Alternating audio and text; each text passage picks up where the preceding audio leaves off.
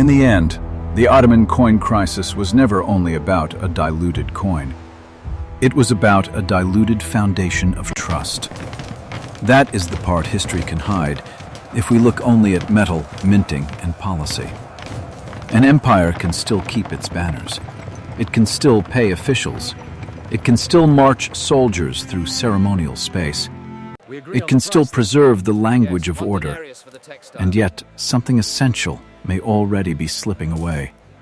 Because power does not survive on symbols alone. It survives when the measures people use every day still feel credible. When wages still mean security. When taxes still feel legible. When markets still clear without constant suspicion. When money still carries the promise that tomorrow will not suddenly break from today. Once that promise weakens, society does not fall apart in a single instant, but it begins quietly to loosen. Trust thins. Coordination frays. Obedience becomes harder to sustain. And the state starts losing its grip not only on money, but on the social order money once helped hold together. That is why this story matters. The Ottoman Empire did not merely weaken its coinage. It slowly weakened belief in the very instrument through which its authority reached ordinary life. And when money is no longer trusted, the empire may still appear intact from above, but below, society has already begun to slip from its hands. The denarius was not just a coin in Roman hands. It was a shared assumption. A soldier could receive it at the edge of the empire and still expect it to matter in a market far from camp. A merchant could accept it from a stranger because the silver itself carried credibility. A tax collector could demand it because the state had made that coin part of the empire's daily discipline. That is how monetary order works at its strongest. Not when money is merely issued, but when it is widely believed. The denarius helped Rome do something larger than commerce. It connected military force to taxation, taxation to administration, and administration to ordinary life. It gave distant provinces a common instrument of exchange, and with that, Rome gained more than efficiency. It gained coherence. But here is the paradox. The same coin that helped Rome project strength also gave the state a dangerous temptation.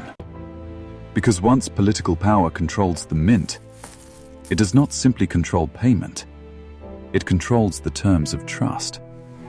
And when pressure rises, war, salaries, construction, spectacle, loyalty, the easiest way to buy time is not always to raise taxes openly. Sometimes it is to quietly change the money itself. That is where the first crack appears. Not in the border wall, not in the army, in the very instrument that taught the empire how to trust across distance. To understand why the denarius mattered so much, we have to go back to its beginning. It emerged during the Second Punic War, one of the most dangerous struggles in early Roman history. Rome was fighting Carthage for survival. Armies had to be raised, supplied, moved, and paid across a widening theater of war. That kind of conflict required more than courage. It required a financial instrument people could trust. So Rome introduced a silver coin with relatively consistent weight and purity. The denarius was practical, portable, durable, easy to count, easy to store, easy to move through military and commercial life. But its real strength was deeper than convenience. In the ancient world, money was not trusted because a government declared it valid. It was trusted because the metal inside it had recognized value. That distinction matters. A Roman silver coin was not a symbolic promise in the modern sense. It was a measured piece of precious metal, stamped by authority, but anchored in substance. When people accepted it, they were not relying on abstraction alone. They were relying on silver. That is what gave the denarius its early credibility. Rome did not begin with a currency built on pure belief. It began with one built on metal, discipline, and consistency. And that is exactly why its later decline would matter so much. For nearly 2 centuries, the denarius helped Rome do something extraordinary. It gave a vast empire a common monetary language. From Spain to Syria, a silver coin struck under Roman authority could move through ports, garrisons, warehouses, tax offices, and city markets with remarkable consistency. That kind of reach mattered. It meant a soldier could be paid in one province and spend that pay in another. It meant merchants could move oil, grain, metal, and cloth across long distances without renegotiating value at every border. It meant taxes could be collected, stored, and redirected through a more legible imperial system. Money did not just support Roman power, it made Roman scale usable. Roads helped, ports helped, law helped. But the denarius helped translate all of that into daily economic order. It connected military payrolls to provincial taxation to state administration to ordinary exchange. This is how empire becomes durable, not only by conquering territory, but by making distant places function inside the same financial rhythm. And yet, that scale carried a hidden cost. Because the larger Rome became, the more expensive stability became. More frontiers had to be defended, more soldiers had to be paid. More roads, ports, and supply lines had to be maintained. The same coin that helped unify the empire was now being asked to carry the weight of that expansion. And that is where the anxiety begins. Power was growing, but so was its bill. Then came a change that looked small enough to ignore. Under Nero, the denarius was reduced in silver content, not destroyed, not abandoned, reduced. On the surface, almost nothing seemed different. The coin still carried imperial authority. The emperor's image was still there. The stamp still looked official. To most eyes, it was still Roman money. But that was the turning point. Because this was no longer just a matter of minting technique. It was a political decision hidden inside a monetary form. Rome had discovered that it could preserve the appearance of stability while quietly weakening the substance underneath it. The state did not need to announce a crisis. It did not need to openly confess that pressure was building. It could simply change the coin. And that matters, because once power learns it can buy time this way, money begins to serve a new master. Not long-term trust, but short-term necessity. Military costs were rising. Imperial spending was rising. The burden of rule was becoming heavier. Reducing the silver content offered a seductive answer. More coins could be struck from the same metal. More obligations could be paid without immediately raising taxes in a way people would clearly feel. For the state, it solved a problem. For the monetary order, it introduced a danger. The denarius still looked like a promise, but now, for the first time, the promise had been quietly thinned from within. The mechanism was simple. If each denarius contained less silver, the mint could produce more coins from the same supply of metal. And if the state could produce more coins, it could meet more obligations without immediately demanding more from the population in taxes. That is what made debasement so seductive. It did not feel, at first, like a violent break. It felt efficient, quiet, almost administrative. A government under pressure could pay soldiers, fund construction, cover court expenses, and keep the machinery of rule moving, all while postponing the more visible political pain of openly raising revenue. In the short term, it worked. The army still received payment. Projects still moved forward. The state still appeared solvent. But this kind of solution changes the role of money. Instead of preserving trust across time, money begins absorbing pressure in the present. It becomes a political buffer, and that buffer creates a dangerous incentive. Because once rulers discover they can stretch scarce silver into a larger volume of payments, the temptation is no longer theoretical. It becomes available, repeatable, even rational. That is how a monetary shortcut becomes a governing habit. Not through panic, but through relief. And that is the deeper danger. A system can start weakening not because its leaders want collapse, but because they find a tool that seems to delay consequences. Once power learns it can buy time by altering money, it becomes very hard to stop. After Nero, the reduction of silver did not remain an isolated decision. It became a precedent. What had once been a quiet adjustment now existed as an available answer inside the machinery of empire. And once a state has discovered a way to ease pressure without openly confronting it, that method rarely disappears. Under later emperors, including Trajan, Rome reached the height of its territorial expansion. From the outside, this looked like the triumph of imperial power.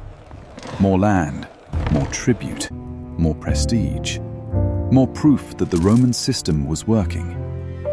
But empire has a way of making victory expensive. New territory did not simply bring wealth. It also brought roads to maintain, frontiers to guard, officials to fund, supply lines to extend, and armies to keep loyal across greater distance. That is the paradox at the center of Roman power. Military success increased the burden it was supposed to solve. The larger the empire became, the more money was required to keep that size governable. And the more expensive stability became, the more tempting monetary shortcuts remained. This is why the weakening of the denarius did not arrive as one dramatic collapse. It accumulated. A little less silver, a little more strain, a little more reliance on the mint. From a distance, Rome still looked strong, but the financial logic underneath that strength was slowly changing. And once that change becomes structural, decline does not need to announce itself. It only needs time. After Marcus Aurelius, the rhythm changed. What had been pressure became instability. What had been strain became crisis. The 3rd century opened into one of the most dangerous periods in Roman history. Emperors rose and fell with alarming speed. Civil wars broke out between rival claimants. Borderlands faced invasion. Commanders with loyal troops no longer waited for legitimacy to arrive from Rome. They could try to seize it for themselves. And that changed the role of money. Because once the throne depends on the army, payment is no longer just administration. It becomes survival. A ruler now needed more than law, more than inheritance, more than ceremony. He needed soldiers to keep believing that his rule was worth defending. And belief in this world had to be financed. This is the moment when Roman money stops being just an economic instrument and becomes a political weapon. Coinage could reward loyalty, secure allegiance, buy time in the middle of chaos. But that also meant every new crisis pulled the monetary system deeper into the struggle for power. The mint was no longer standing behind the empire. It was being dragged into its succession wars. And once money enters that kind of conflict, it does not remain neutral. It starts serving the immediate fight for control. That is when a state begins losing more than silver. It begins losing the distance between money and desperation. Then came a more revealing step. In 215 CE, under Caracalla, Rome introduced a new coin, the antoninianus. Officially, it was treated as if it were worth 2 denarii, but it did not contain twice the silver. That detail matters more than it first appears. because this was no longer just gradual debasement hidden inside a familiar coin. This was a clearer break between nominal value and metal value. The state was no longer merely thinning money, it was stretching meaning. The antoninianus announced, in effect, that Rome could place a larger claim on the economy without supplying an equal increase in real substance. A bigger promise was being built on a smaller foundation. That is the moment the monetary logic becomes harder to ignore. Rome was not just weakening coinage. It was trying to fund larger obligations with a thinner base of value. Pay the army, finance government, stabilize rule, project continuity, all with money whose internal anchor was drifting further away from its official role. This is why the antoninianus matters so much. It exposed the growing gap between what the state needed money to do and what the coin itself could honestly carry. From here, the system begins to feel less like disciplined currency and more like monetary simulation. The image of authority remained, the claim remained, the circulation remained, but the substance no longer kept pace. And once that gap becomes visible, trust no longer weakens quietly. It begins to notice itself. Markets did not collapse the moment the coin changed. They became cautious. That is usually how monetary trust begins to fray, not with immediate panic, but with attention. Merchants, long-distance traders, money handlers, people who stored wealth and moved goods across provinces, began to look less at the official claim stamped on the coin and more at the metal inside it. They weighed pieces more carefully. They inspected surfaces. They noticed which coins felt solid and which ones only looked official at a glance. And once that habit begins, the market itself starts changing. A seller asks for a little more. A trader hesitates before accepting payment. A better coin is set aside. A weaker one is passed on more quickly. This is not yet chaos. It is defense. People are adjusting to uncertainty in ordinary ways, protecting margins, protecting inventories, protecting themselves from being the one left holding money that no longer carries what it claims. That is why inflation rarely begins as a dramatic event. It begins as suspicion distributed through daily life. And suspicion has social consequences. The issue is no longer just whether a coin contains enough silver. The issue is whether strangers can still trust the terms of exchange. Once that begins to weaken, the official monetary order does not disappear overnight, but people slowly start stepping back from it. This is where monetary decline stops feeling abstract. A soldier could still be paid, but his pay bought less. A farmer could still bring grain to market, but he now demanded more coins for the same wheat. Not because he had become irrational, but because he was trying not to be cheated by the money itself. That pressure spread outward. Merchants raised prices to protect inventory. Rural producers became more reluctant to part with essentials unless payment felt real enough.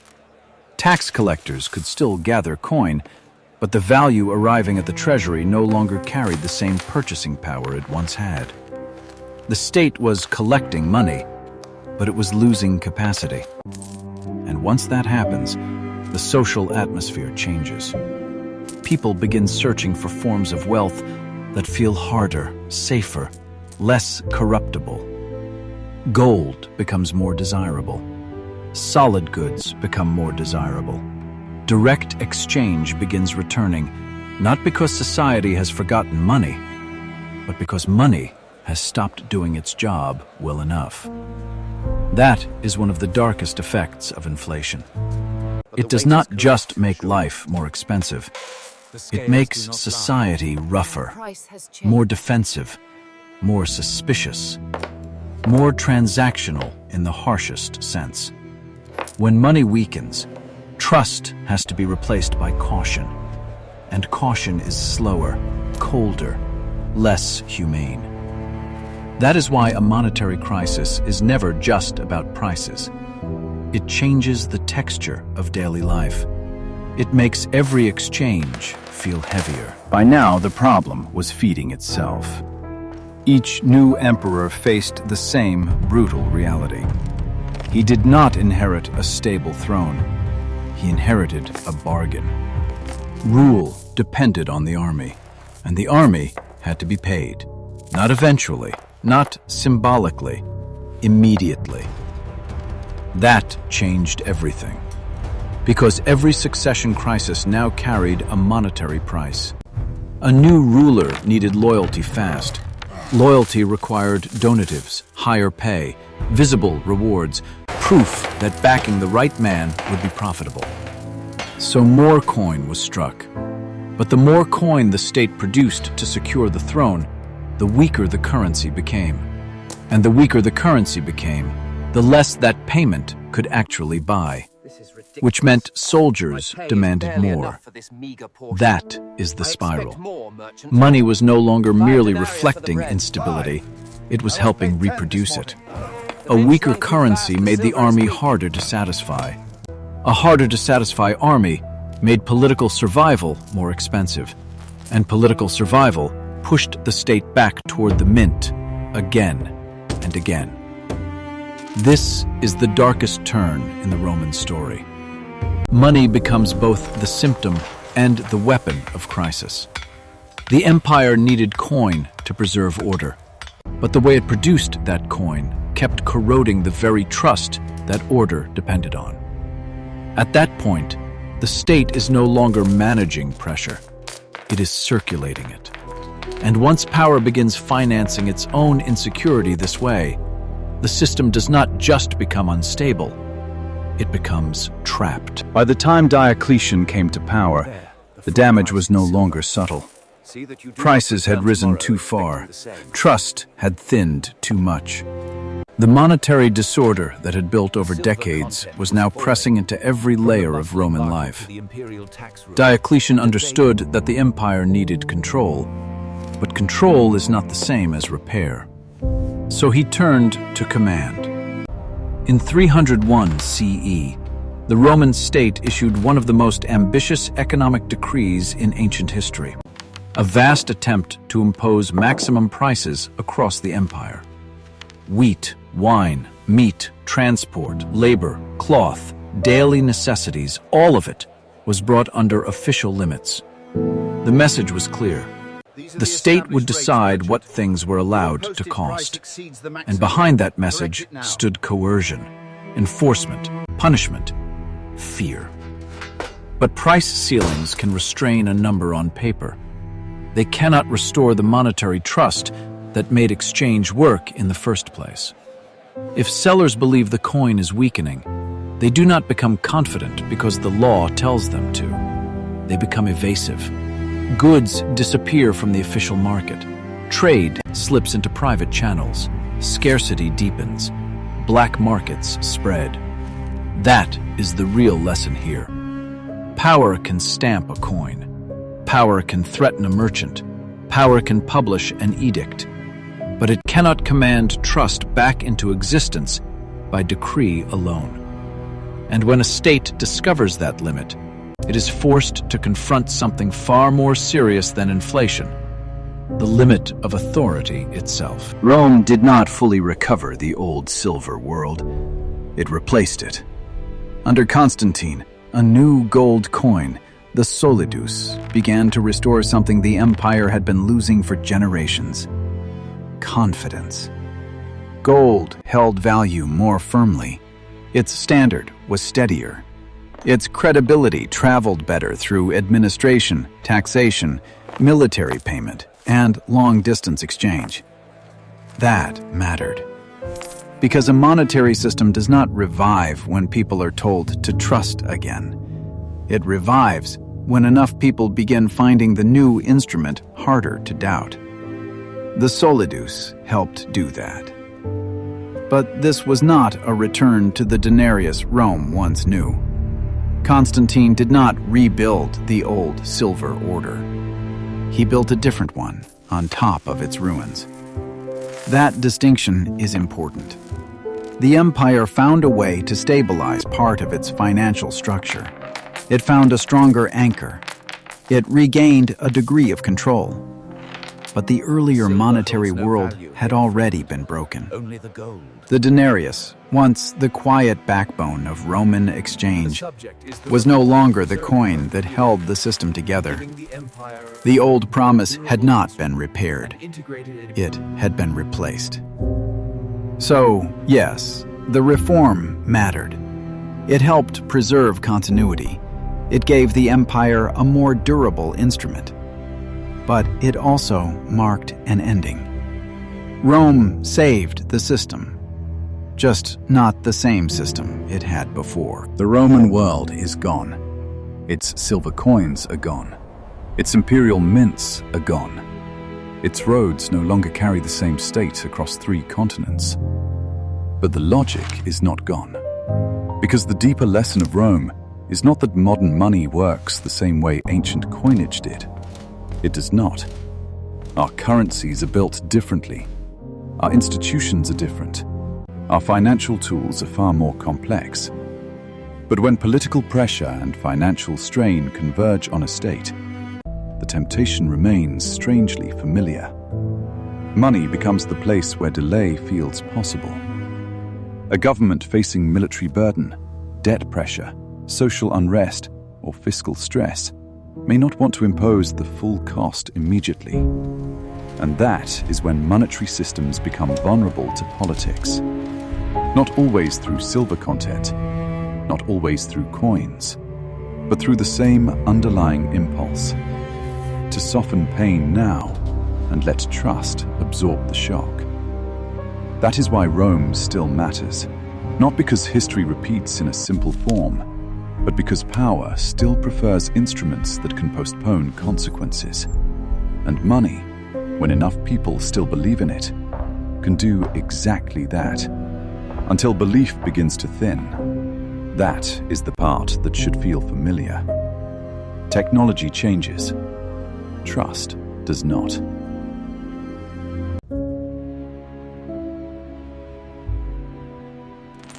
Rome did not weaken because one coin lost some silver. It weakened because money stopped doing its deepest work. A stable currency does more than pay wages. It aligns expectations. It stabilizes exchange. It helps strangers trust a transaction, provinces trust the center, and society trust that tomorrow will still function within the same rules as today.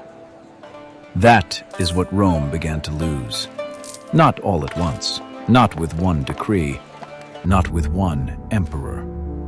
But once the coin no longer held its promise with enough credibility, the damage spread far beyond the mint. Trade became defensive. Taxation became weaker. Power became more desperate. Daily life became harder, slower, and less certain. This is the point that matters most. A monetary crisis is never only about money. It is about the breakdown of shared confidence. And once that confidence thins, the real crisis begins. Because when money stops binding a society together, everything that depended on that trust starts carrying more strain than it was built to hold. That is what Rome discovered. And that is why the story still feels uncomfortably close.